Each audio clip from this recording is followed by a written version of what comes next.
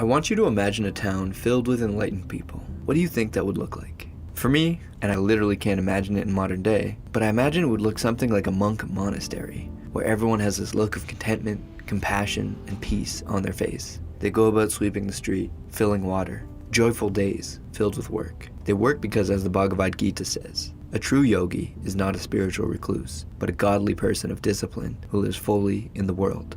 I imagine these people living and working somewhere in the mountains, and I don't think it sounds impossible, but why is it that we don't have it? I believe it's because the next possible outcome is some barbarians come, break down the gates, kill every male inside, and enslave all the women and children. It's fair to search for enlightenment, but on a massive scale, it can't work unless everyone is enlightened.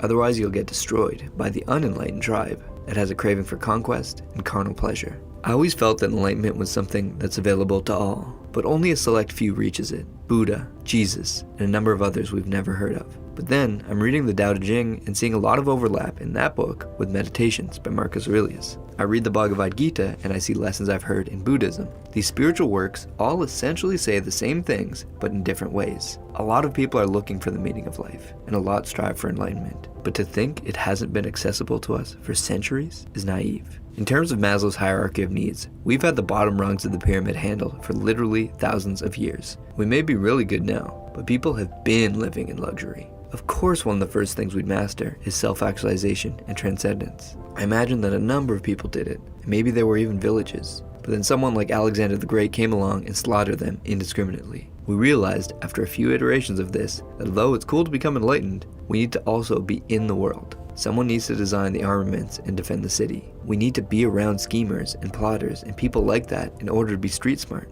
We can follow precepts all that we want, but that doesn't mean others will. We can't be naive to that, or else we get overrun. And so that's why I think enlightenment has been something that we achieved a long time ago, that the path is laid out for you if you want it. But if you go for it, you're also putting yourself at risk, and that's something that many can't surrender to entirely.